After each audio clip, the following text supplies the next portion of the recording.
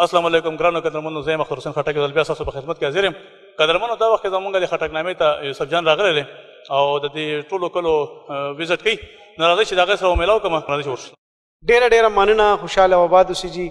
چراټ، صالحانه، کوټلی کلا او د دې ځای سره تړلې هره کوڅه، هره لار زما دپاره ډېره زیاته څه ورته وایي پرخلوصه ده، ځکه چې زما دا تقریبا په د چراټ صالحانه کې، په دې کوټلی کلا کې، په دې مین بازار کې زما کم از کم داسې 2 غنټې وشو چې زه راغلی. دومره مینه، دومره محبت چې ما سره خو الفاظ نشته.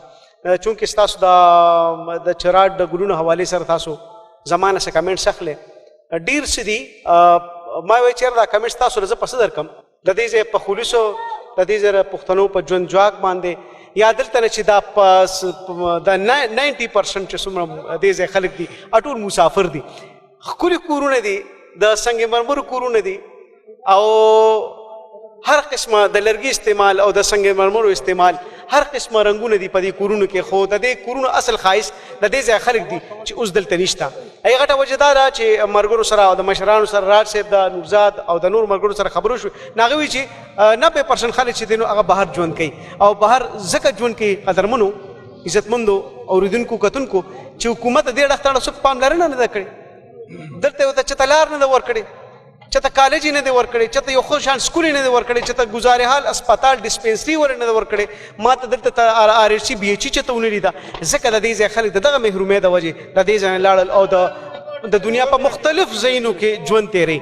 د دې ځای خلک دلته ژوند ولې نه کوي؟ همدغه وجه د قدرمنو چې دلته کې هغه سهولت نشته کوم چې د ژوند اهم شی وي. دلته کې اوس ډېر دا مسافر د لندن نه راغلي تپوس کوم، هغه وي چې 10 کالو شو د پاکستان د 14 اګست په تاسو مانځئ، نو پسې کې په لوډ شیډینګ کې مانځئ. 10 کاله پسې تاسو د 14 اګست مانځئ، نو پسې کې په ټارګېټ کلینګ کې مانځئ، په غواکارۍ کې مانځئ، په جرمونو کې اضافه وشي په دې کې مانځئ، دا کرپ حکمرانان چې په تاسو نافظ دي په دې کې مانځئ. نو دې ځای مسافر چې کوم بهر دي او دلته په چوټیانو راغلي، هغې زمانه دا تپوس کوي چې موږ چې هلته تللي نو موږ په غلطه نه یو، ځکه چې د هغه ځای خلکو یا نور ملکونو یو سیسټم جوړ کړی دی. موږ پښتانه چې هلته لاړ شو زموږ ژوند ښي، خو چې خپل وطن ته لاړ شو نو چا له کبله په موږ باندې ژوند قاچي. بهرحال په یو جمله کې به خبره کوم، د چراټ صالحانې هر یو کلي، هر یوه کوڅه او د دې ځای اوسېدونکي هر یو پښتون بچی د دې وطن سره مینه کوي. ډېر کلک پښتانه دي، ډېر مضبوط پښتانه دي. او یو خبره دا ده چې د دې ځای اوسېدونکي چې کوم مسافر بهر ژوند تېروي، هغې زموږ په آواز کې ودرېږي او دلته کې لا تعداده خلک هم د دې د وجو د دې په ورکړه باندې دلته ډېرو خلکو ژوند فراخه دی. نو زه ستاسو ډېره زیاته شکریه ادا کوم، ستاسو ډېره زیاته مننه.